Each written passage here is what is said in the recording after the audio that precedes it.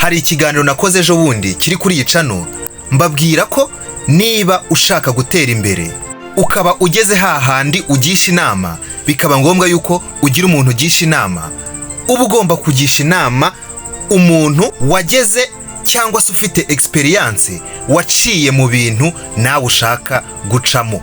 Niba ari umushinga ufite uba ugomba kugisha inama umuntu wigeze kuwukoraho kandi akawushobora akagera ku ntsinzi. Abo bantu nibo tuba dukeneye kugisha inama, kuko nk'uko nabibabwiye ni ukwiruhiriza ubusa kugisha inama umuntu kandi nawe abyumva gutyo gusa ibintu ushaka gukora atari yabigeraho, atari yabigerageza. Aho ngaho burya uba usanga uri gupfusha umwanya wawe ubusa. Niyo yagira icyo akubwira azakubwira bya bindi nyine byo muri teori, ariko wa wundi wabikoze hari utuntu dutandukanye abagiye azi, abagiye afite, yakugiraho inama kandi tukagufasha. Ibi rero biratugeza hehe? Ibi biratugeza ku bintu 20 uba utagomba gukora mu gihe uri kumwe n'abantu b'abakire, mu gihe uri kumwe n'abantu twita ngo baragafashe, mu gihe ugize amahirwe yo kuba wicaranye nabo cyangwa se uri kumwe nawe. Kugira ngo bizakubyarire umusaruro hari uburyo ugomba kwitwara, kuko ikosa rimwe gusa wakora ryakubuza amahirwe yo kuzongera gukominikana cyangwa se kugirana umubano n'abo bantu kandi abari ingirakamaro mu buzima. Ndagira ngo wumve kamwe ku kandi ndabinyuramo twihuse cyane, kuko burya niba hari ikintu cyiza ni ukugirana umubano n'abakire, kuko igihe icyo ari cyo cyose yaguha inyunganizi mu bitekerezo, akagufasha mu buryo butandukanye kugera ku ntego zawe. Kuko burya abantu bafite ikintu bakurusha muri urwo ruziga niho hantu hanyaho hawe uba ugomba kuba uri. Ndetse twarabibonye ko burya n'uzisanga uri mu bantu ukabona ubarusha ibitekerezo, ukabona urabarusha, uzi byinshi kubarusha mu buryo bwa ekonomi, ukabona urabarusha, icyo gihe aho hantu ntago aba ari ahantu hawe hanyaho ho kububarizwa. Iteka jya uharanira kuba uri kumwe n'umuntu ukurusha, wagira icyo agufasha, wagira icyo akungura udafite. Reka twihute rero mbabwira ibintu 20 utagomba gukora uko byagenda kose mu gihe uri kumwe n'abantu bakurenzeho. Nkubwira ngo niba utarakora subscribe hano kuri channel yanyu Ibanga Entertainment urimo urasigara. Ikosa rya mbere utagomba gukora mu gihe uhuye n'abakire, niba ushaka kuzagera ku rwego rwabo cyangwa se nawe ukagera urwego ugeraho mu buzima, irinde ingeso yo gusaba. Hari abantu bahura n'abakire akumva ko ikintu cya mbere agomba gukora, akumva ko amahirwe ya mbere agize ari ukumusaba.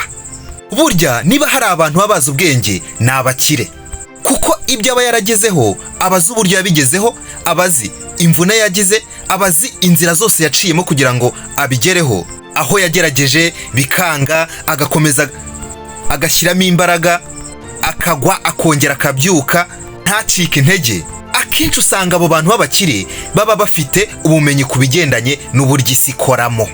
Rero buriya abakire ntago basuzugura umuntu kubera ngo afite ubushobozi bukeya, kubera adakize, kubera ekonomi idahagaze neza, kubera kishakisha. Reka ahubwo umukire burya agusuzugura bitewe nuko abona nta gahunda ufite yo kuba wakora ibintu ubyigejejeho, ukemera ukavunika ugahasoringa.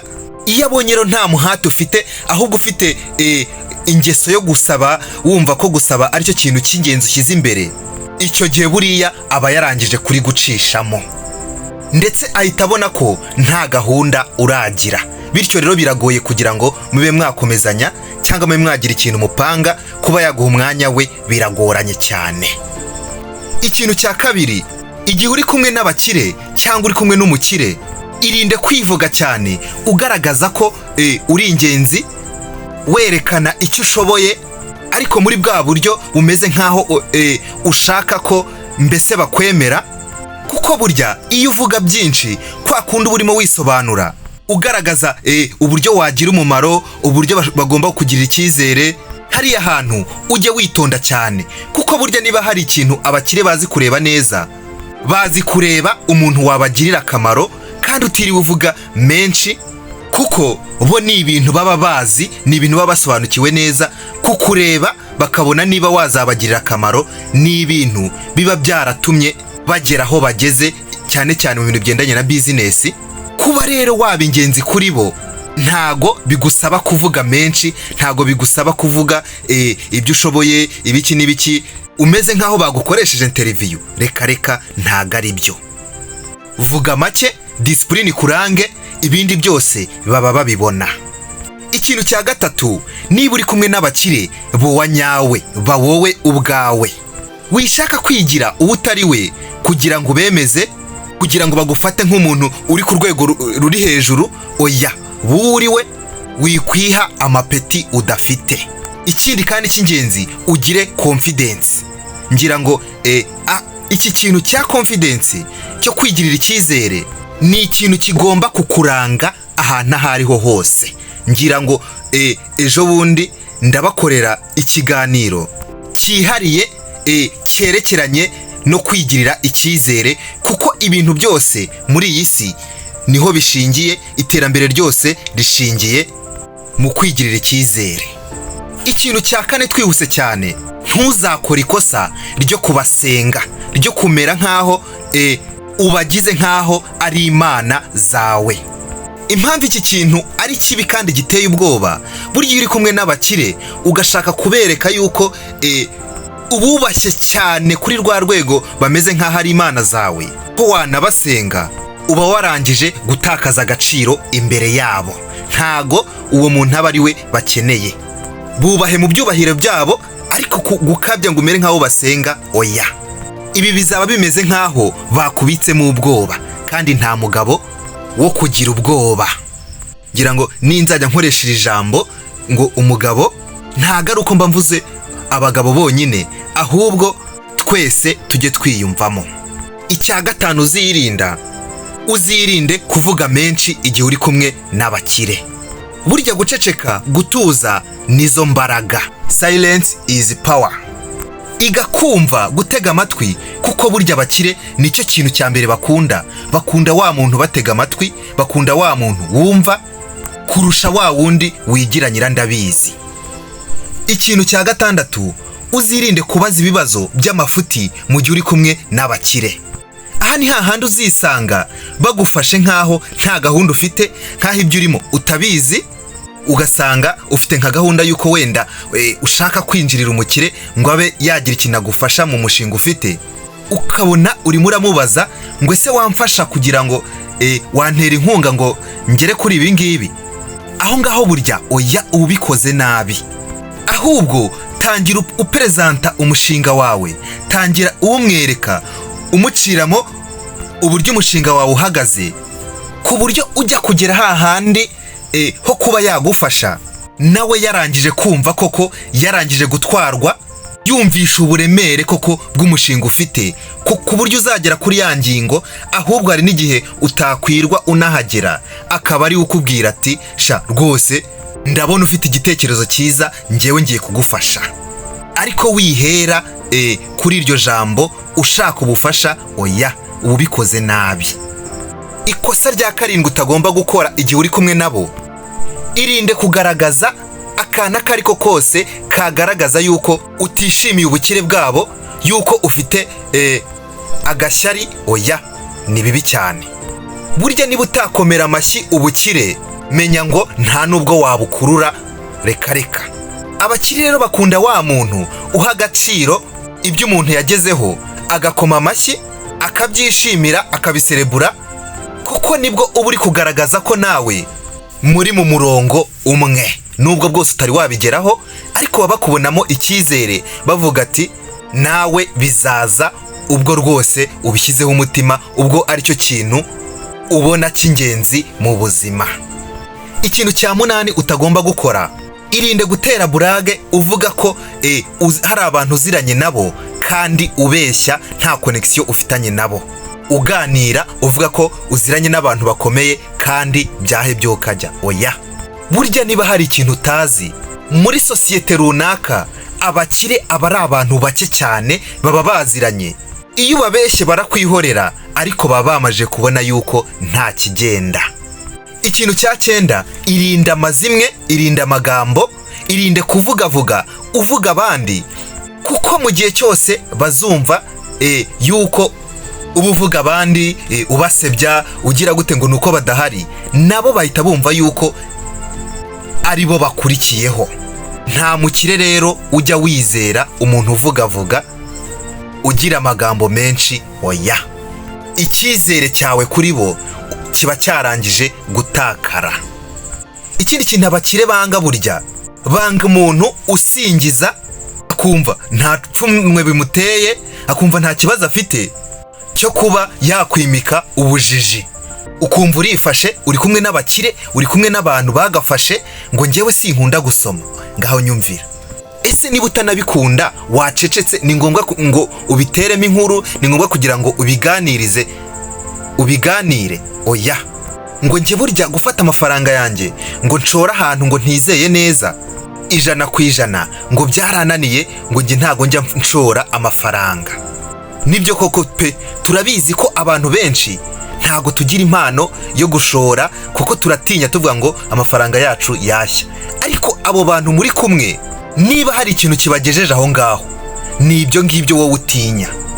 Ndetse uburyo uri kubibabwiramo ntago ari ukubagisha inama, wenda ngo ube wavuga uti mungira inama, ibintu byo gushora wapi byaranze, mba mbona mfite ubwoba, cyangwa se mba mbona nta buryo nashora, ngo bakugire inama. Ahubwo urimo urabivuga umeze nk'umuntu utera urwenya, uvuga uburyo ibyo bikorwa bikurura ubukire byakwihishe. Ubwo se muri make uri kuvuga iyo nkuru ngo ushimisha abakire, cyangwa urimo uravuga iyo nkuru ahubwo kugira ngo bagucishemo ijisho, babone yuko bicaranye n'umuntu wayobye umwanya yakabaye kuba barizwamo?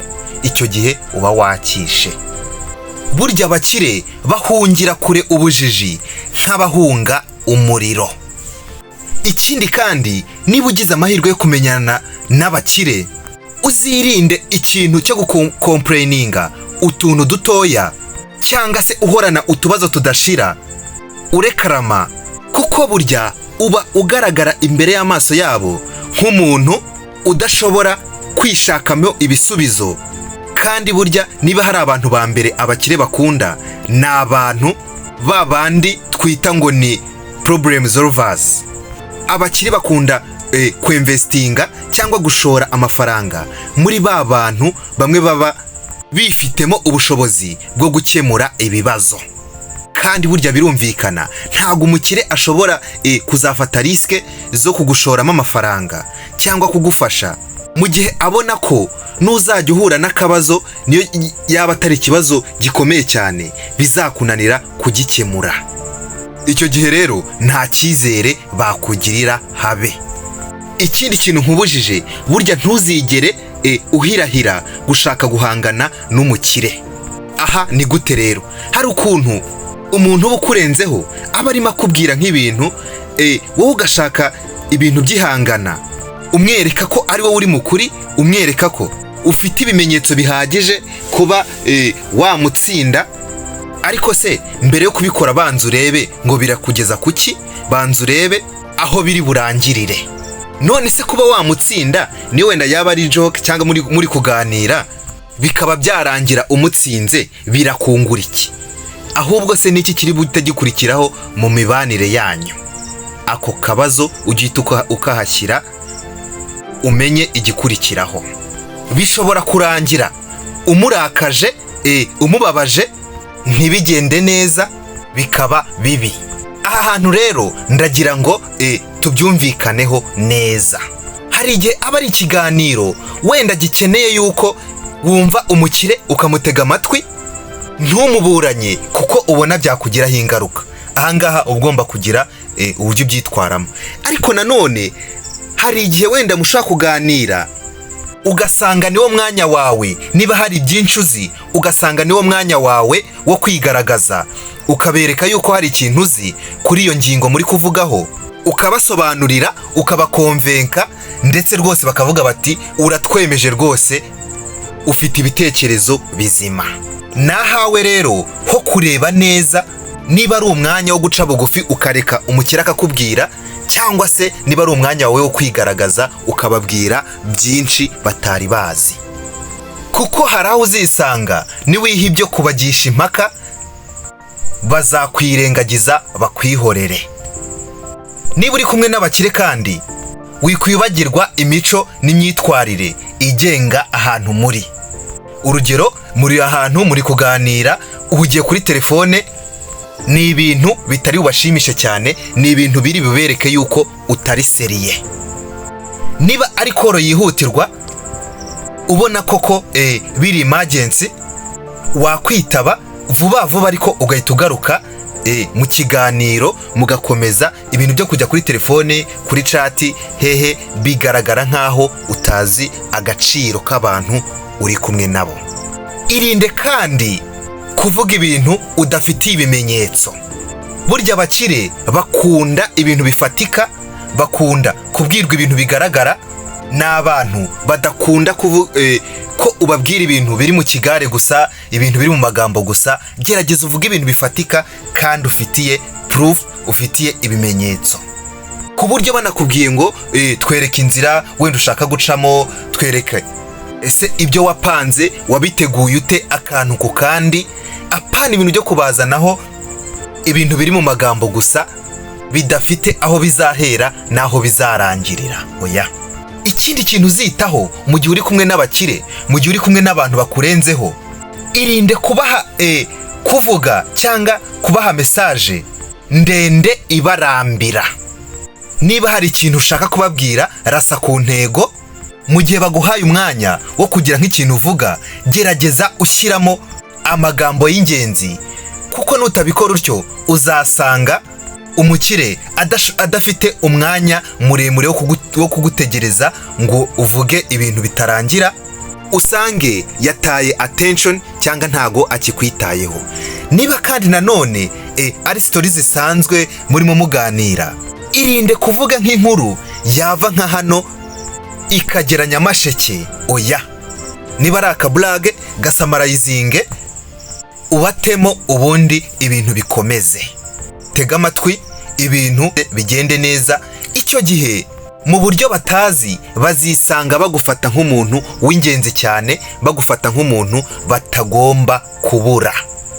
Kuko menya ko ikintu cya mbere kikubesheje aho ngaho ni ukwiga. Ntago ari ugushaka kwigereranya nabo, ntago ari ugushaka kwasiyuminga ko muri ku rwego rumwe. Oya.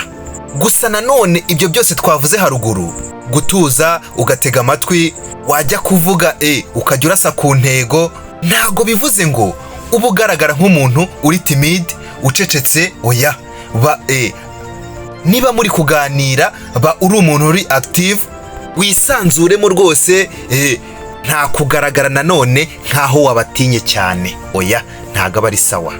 Kuko rega ahantu mutandukaniye nuko ibyo bagezeho ubu utarabigeraho, ariko nawe aba ari ikibazo cy'igihe gusa. Bubahire ko bagutanze kubigeraho, yego, ariko nawe anytime wabigeraho ndetse ukanabarenga.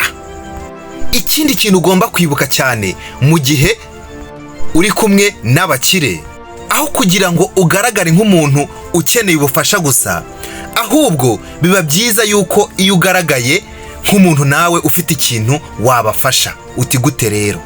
Ushobora kubona nk'umukire wenda muri kumwe hari nk'ikibazo yagize, tuvuge wenda nk'imodoka ye igize ikibazo, mufashe umubwire ko uziranye n'umuntu wayimukorera, cyangwa se mbese ushaka ubufasha ubwo ari bwo bwose watanga, kandi atari ngombwa yuko wivunnye wenda ngo ukore ibyo udashoboye, ariko nawe hari utuntu uba ushoboye kandi wamufasha, bikamwereka yuko uri umuntu w'agaciro, uri umuntu w'ingenzi cyane.